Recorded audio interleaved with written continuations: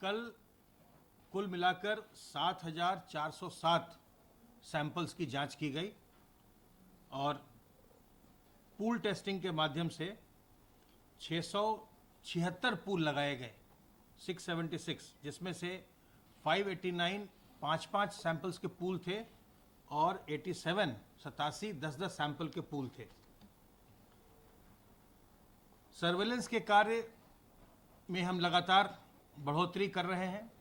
जो हमारे हॉटस्पॉट के कंटेनमेंट जोन्स हैं या जो उसके अलावा दूसरे इलाके हैं, उनमें लगातार हेल्थ डिपार्टमेंट की टीम के द्वारा सर्वेलेंस का काम किया जा रहा है।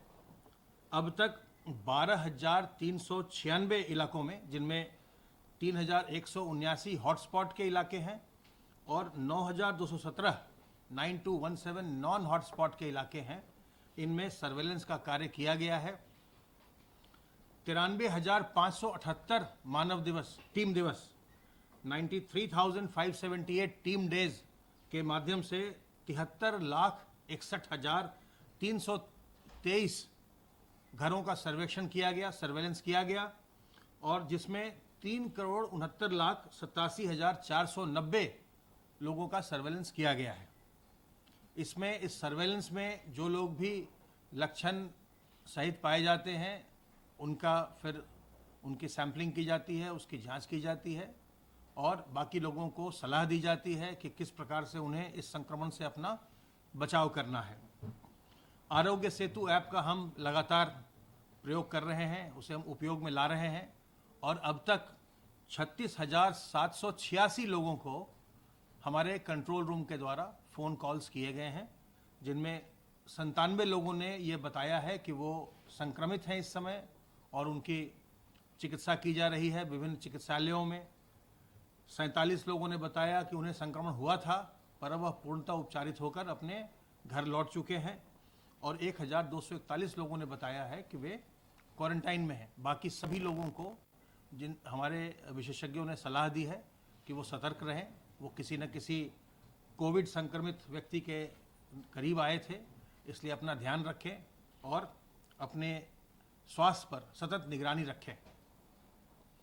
आशा वर्कर्स के द्वारा जो प्रवासी कामगार प्रदेश में लौट रहे हैं, उनकी लगातार ट्रैकिंग की जा रही है।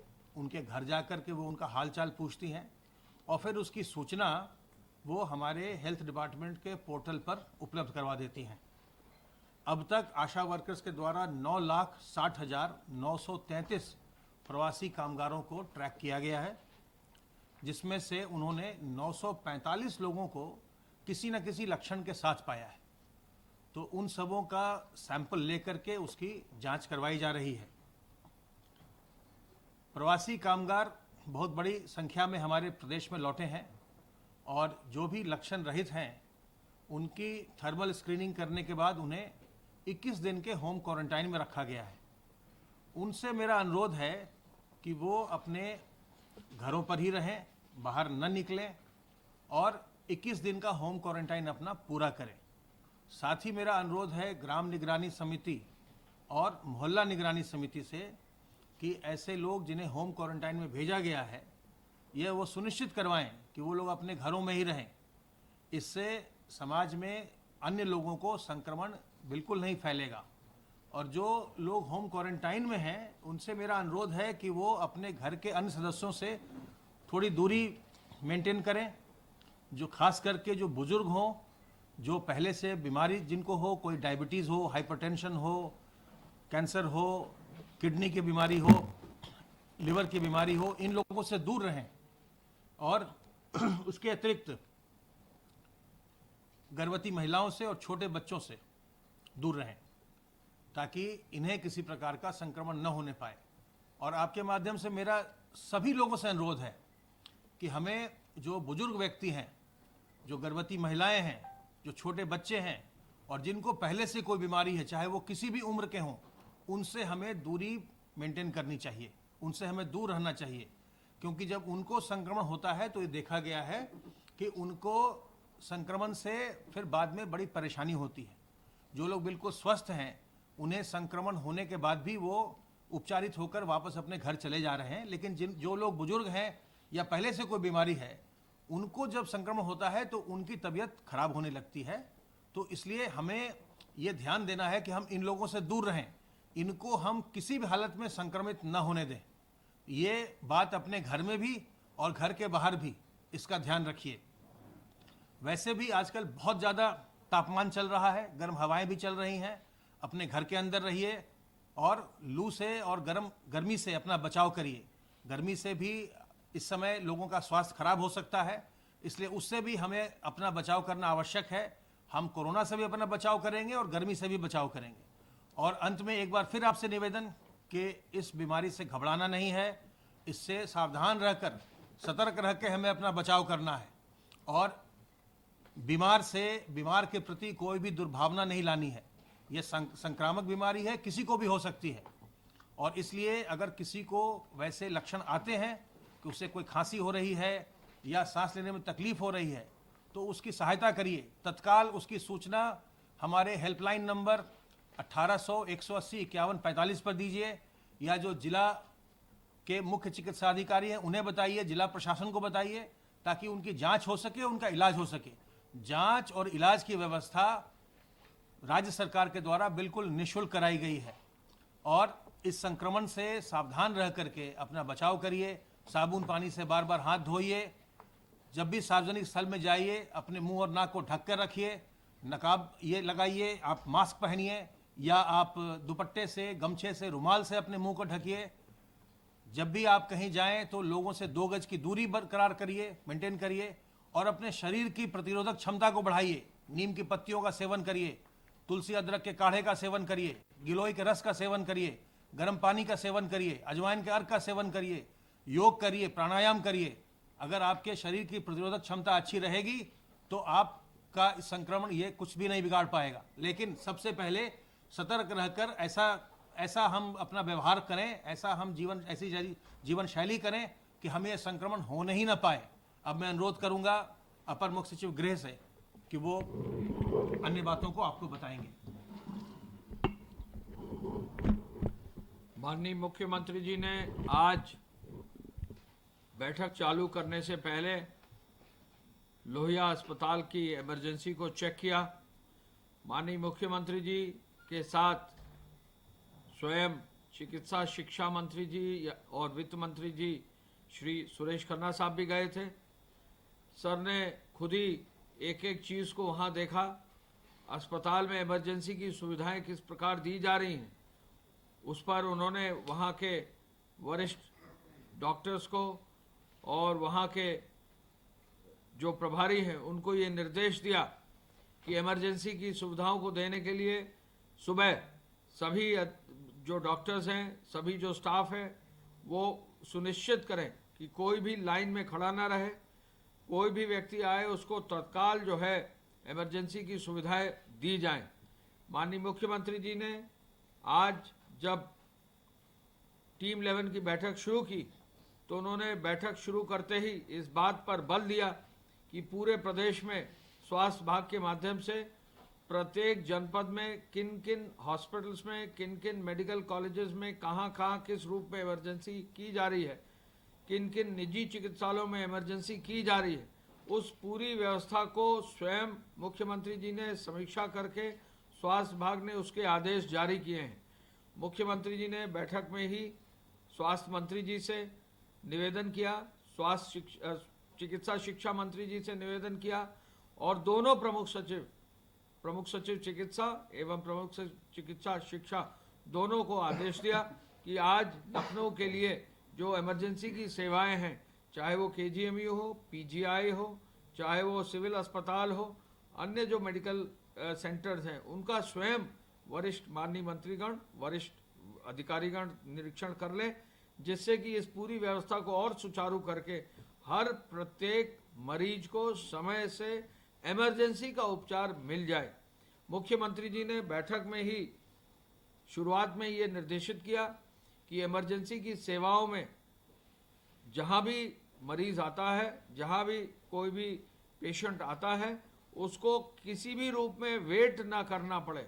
जो भी मेडिकल प्रोटोकॉल फॉलो करना है, उस मेडिकल प्रोटोकॉल को फॉलो करके तुरंत उसको उपचार की व्यवस्था दी जानी चाहिए, ये स्वयं उन्होंने निर्देशित किया।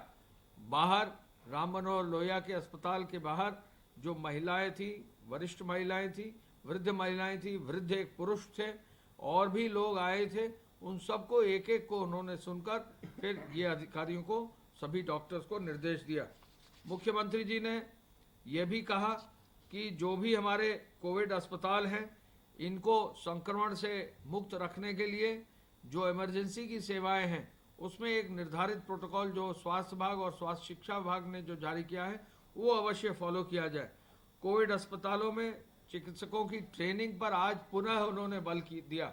आज स्वयं भी प्रमुख सचिव चिकित्सा ने एक नया ट्रेनिंग का कोर्स जो है चालू रखा है। चिकित्सा स्वास्थ्य विभाग के प्रमुख सचिव ने भी अपने ट्रेनिंग का कोर्स जारी रखा है, और ये जो ट्रेनिंग हेल्थ डिपार्टमेंट के और पूरे हॉस्पिटल्स के लोगों को दी जानी है, चाहे वो डॉक्टर्स हो, चाहे पैरामेडिक्स हो, चाहे अन्य स्टाफ हो, इस पर निरंतर बल देने पर जो है निर्देशित किया। मुख्यमंत्री जी ने कहा कि अभी गर्मी व्यापक गर्मी जो है पड़ रही है, कई जगह लू की स्थिति आ रही है, 45 डिग्री तक सेंटीग्रेड तक जो है गर्मी आ रही है, तो कहीं ना कहीं लोग जो है बीमार होकर आएंगे। आगे आने वाले समय में बरसात का मौसम भी आएगा। गर्मी और बरसात के मौसम में अक्सर देखा जाता है कि कुछ बीमारियां बढ़ती हैं। ऐसे में इस पर विशेष नज़र और इस पर जो है इमरजेंसी की सेवाओं को और मजबूत करने के लिए उन्होंने निर्देशित किया। उन्होंने ये भी कहा कि लॉकडाउन को सफल करने के लिए चीफ सेक्रेटरी साहब और डीजीपी साहब, सभी वरिष्ठ पुलिस अधिकारी और वरिष्ठ प्रशासनिक अधिकारियों से एक एक अधिकारी से उनको जो है बात करके उनको निर्देश दें कि जो लॉकडाउन अब 4 में कार्रवाई चल रही है, दुकानें खुल रही हैं, व्हीकल्स का मूवमेंट हो रहा है, और भी अन्य जो एक्टिविटीज़ हुई हैं, उसमें सोशल डिस्टेंसिंग का पालन जरूर हो। अभी एयरक्राफ्ट भी शुरू हो गए हैं, बहुत सारे जहाज जो है लखनऊ भी आ रहे हैं, बहुत सारे जहाज दिल्ली आ रहे हैं, और वहाँ से भी बहुत सारे यात्री नोएडा और गाजियाबाद एनसीआर क्षेत्र में भी आ रहे हैं। इस पर भी विशेष रूप से नज़र रख के ये देखते हुए कि सोशल डिस्टेंसिंग का पालन हो, ये निर्देश उन्होंने दिए।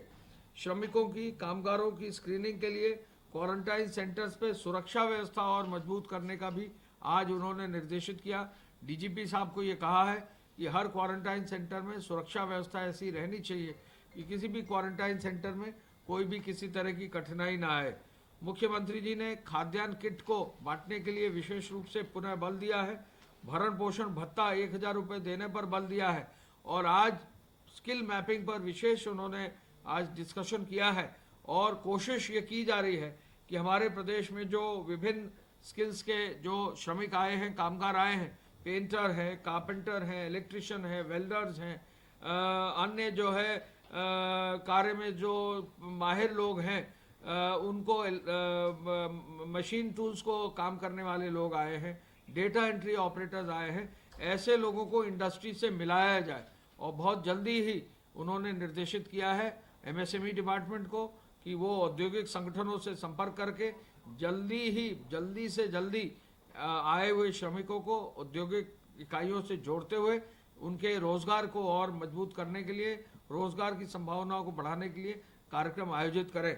मुख्यमंत्री जी ने यह भी कहा है कि जो फीडबैक मैकेनिज्म मुख्यमंत्री हेल्पलाइन का है, इसको और मजबूत करके एक एक श्रमिक को फ़ोन करके उनसे पूछा जाए कि वो किस क्षेत्र में पारंगत है, किस क्षेत्र में उनकी हुनर है, किस क्षेत्र में वो अपना काम करना चाहते हैं, जिससे उसके अनुरूप जो पूरा माइग्रेशन कमीशन के माध्यम से जो एक पूरा प्लान बन रहा है, सेल्फ हेल्प जो पूरा प्लान बनकर जो रोजगार प्रोवाइड फॉर करने का जो कार्य बन रहा है, उसको जो है आगे ले जाया जा सके, स्किलिंग के पूरे एफर्ट को आगे ले जाया जा सके।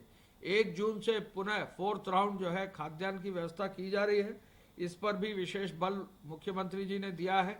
हमारे प्रदेश में पोर्टेबिलिटी, खाद्यान्न की पोर्टेबिलिटी को भी और मजबूत किया जा रहा है। बाहर से कोई व्यक्ति अगर आता है, कामगार या मजदूर, और उसका अगर राशन कार्ड किसी अन्य प्रदेश का है और उस प्रदेश का हमारे साथ साझा अगर है, तो उसके अपने राशन कार्ड पर भी राशन उत्तर प्रदेश में मिल सकता है। इस व्यवस्था को भी और मजबूती से आगे बढ़ाया जा रहा है। माननीय मुख्यमंत्री जी ने यह भी कहा है कि यदि किसी का राशन कार्ड नहीं है, तुरंत बनवाया जाए, और अब तक जो है कई लाख राशन कार्ड जो है बनाए गए हैं। एपीसी साहब उसको स्वयं दिखवा रहे हैं। 1 lakh bed L1, L2, L3 Covid bed के लिए उन्होंने ये भी निर्देश दिया है कि कोशिश की जाए कि जो नए अस्पताल अब बनाए जा रहे हैं उनमें कम से कम 100 बेड हों। छोटे अस्पतालों में उसकी व्यवस्था बनाने में कठिनाई होती है, तो मिनिमम 100 बेड्स का अस्पताल हो, ये भी निर्देश उन्होंने दिया है। उन्होंने आज ये भी निर्देश दिया है कि पुलिस, फायर सर्विस, जीआरपी, इन सबको भी जो है किसी न किसी रूप में संक्रमण से बचाया जाए। जीआरपी का कुछ अभी 1 या 2 या 3 सिपाहियों की जो है बात आई है लखनऊ में, तो ऐसे सिपाहियों का तुरंत ट्रीटमेंट करने का उन्होंने निर्देश दिया है। उनकी जो व्यक्तिगत सुरक्षा है, जो उनको संक्रमण से बचने के लिए इक्विपमेंट देने हैं, उसका भी जो है और मजबूती से देने का निर्देश दिया है।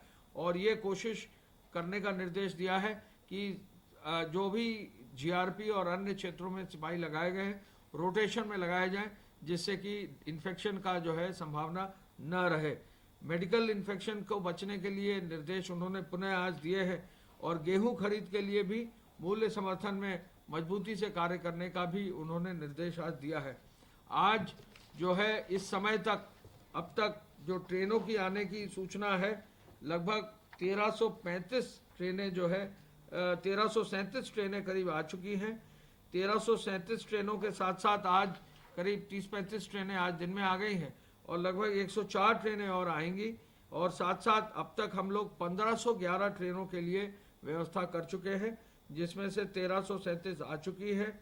आज जो है 30 या 35 ट्रेनें और आ रही हैं और 176 ट्रेनें अगले 1 या 2 दिन में और आ जाएंगी। गोरखपुर ऐसा जनपद है जो पहला जनपद है जिस पूरे देश में 200 से अधिक ट्रेन जहां एक स्टेशन पर आई होंगी। प्राप्त करने वाले जनपदों में जो है गोरखपुर 219 ट्रेन के साथ 2,77,000 लोगों को आज तक रिसीव कर चुका है, सुरक्षित घर पहुंचा चुका है। ऐसे में गोरखपुर के साथ साथ लखनऊ में आज तक 89 ट्रेन आ चुकी हैं और जौनपुर जैसे जनपद में भी जो है 99 ट्रेन आ चुकी हैं। बलिया में 64, प्रयागराज में 58, प्रतापगढ़ में 65, रायबरेली में 20, वाराणसी में 89, मऊ में 44, गाजीपुर में 31, सुल्तानपुर में 23, हरदोई में 18, आजमगढ़ में 33, अयोध्या में 33, गोंडा में 63, अंबेडकर नगर में 21, बस्ती में 67 और इसके साथ साथ देवरिया में 88 ट्रेनें आई हैं। कुल मिलाकर 1337 ट्रेनें आई हैं और इस आधार पर सबसे बड़ी संख्या में लोग उत्तर प्रदेश में आए हैं। गुजरात से अब तक 474 ट्रेनें आ चुकी हैं। महाराष्ट्र से आज तक 297 ट्रेनें आ चुकी हैं। पंजाब से आज तक 216 ट्रेनें आ चुकी हैं। तेलंगाना से 23 ट्रेनें, कर्नाटक से 52, केरल से 11 ट्रेनें आ चुकी हैं, आंध्र से 10, तमिलनाडु से 26 ट्रेनें आ चुकी हैं, मध्य प्रदेश से 2, राजस्थान से 34, गोवा से 17, दिल्ली से अब 89 ट्रेन आ गई हैं। और दिल्ली से भी अपील की जा रही, जो भी लोग दिल्ली में हैं कि वो तुरंत आज कल परसों में ट्रेनों का जो है सहारा लें। ट्रेन काफ़ी मात्रा में अवेलेबल हैं रेलवे स्टेशन पे। लोग जरूर अवश्य जो है रेलवे का ट्रेन का सहारा लेकर घर आना अगर उनका है तो निश्चित रूप से वो जरूर आए। छत्तीसगढ़ से 1, पश्चिम बंगाल से भी ट्रेनें आना शुरू हो गई हैं। उड़ीसा से 1, त्रिपुरा से 1, हिमाचल से 1 और असम से भी 2 ट्रेनें जो है हमारे प्रदेश में आई हैं। आने वाले लोगों की संख्या में अगर हम देखें तो बहुत भारी संख्या में लोग एक एक जनपद में आ रहे हैं और सबसे अधिक संख्या सिद्धार्थनगर जिले में 1,47,000 लोग 26 तारीख तक आ चुके थे, यानी कल तक जो है 12 बजे तक आ चुके थे। महाराजगंज जैसे जिले में 1,03,786 लोग आ चुके थे और इसी तरह से सहारनपुर जैसे जनपद में 68,000 लोग आए हैं। सीतापुर जैसे जनपद में 50,000, सुल्तानपुर में 51,000, इसके साथ साथ जौनपुर में 61,000, हरदोई में 58,000, गोंडा में 83,000 लोग आए हैं एक ही जिले में और बस्ती में 72,000 लोग आए हैं, बलरामपुर में 70,000 लोग आए हैं, बहराइच में 94,000, आजमगढ़ में 68,000, अयोध्या में 48,000 और अंबेडकर नगर में 52,000। काफ़ी मात्रा में लोग जो है प्रत्येक जनपद में आ रहे हैं। तो इनके लिए पूरी स्किलिंग की व्यवस्था, इनको रोजगार देने की व्यवस्था, इनके भरण पोषण की व्यवस्था, इनके स्वास्थ्य की जो है व्यवस्था, इनके स्वास्थ्य की चिकित्सा की व्यवस्था, और इन सब कार्यों के लिए आज पुनः मुख्यमंत्री जी ने निर्देशित किया है। लॉकडाउन में अब तक धारा 188 के अंतर्गत 58,000 FIR दर्ज कर दी गई हैं, जिसमें 1,62,000 लोग नामजद हुए हैं। अब तक 22 करोड़ 10 लाख रुपया वसूल हो गया है और 46,593 गाड़ियों को सीज कर दिया गया है। हम ये भी आपको बताना चाहेंगे कि आगे आने वाले समय में मास्क पहनने पर भी कार्रवाई सख्ती से की जा रही है और अब तक शायद 13,000 से अधिक जो है मामलों में चालान करके जहां भी लोग मास्क नहीं पहने उसको पहनने का निर्देश दिया है। हमारी अपील होगी, जो भी लोग अभी जा रहे हैं, बाहर जा रहे हैं, मार्केट में जा रहे हैं, बाजार में जा रहे हैं, मास्क अवश्य पहने, सोशल डिस्टेंसिंग का अवश्य पालन करें। 2 व्हीलर अगर है तो अकेले ही निकलें, 4 व्हीलर है तो ड्राइवर के साथ 2 व्यक्ति जो है, और यदि बच्चे हों तो केवल उन तक ही सीमित रखें। तो जो निर्देश है उनका अवश्य पालन करें, इसका जो है निर्देश दिए गए हैं। धन्यवाद। जय हिंद। फ्रेंड्स को आप देख रहे थे, जहां पर अवनीश अवस्थी ने पूरी जानकारी दी और कहा कि जिस तरीके से लगातार आंकड़े बढ़ते जा रहे हैं, इसको लेकर सावधानी बरती जा रही है। तो इसी के साथ इस बुलेटिन में इतना ही। नमस्कार। आप देख रहे हैं के न्यूज, खबरों का सारथी।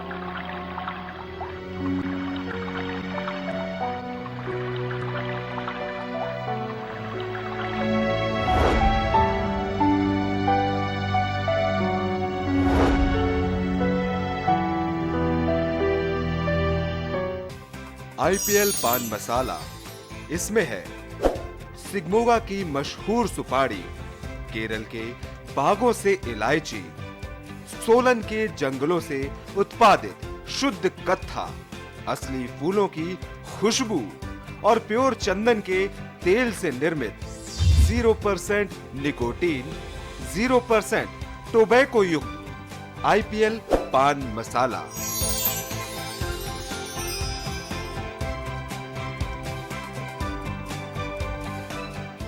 खुदी को आजमाया है तो ये अंदाज आया है, खुदी को आजमाया है तो ये अंदाज आया है। तुम में भी मैं हूं, शुद्ध प्लस पान मसाला। मुद्दा 1, बहस 1।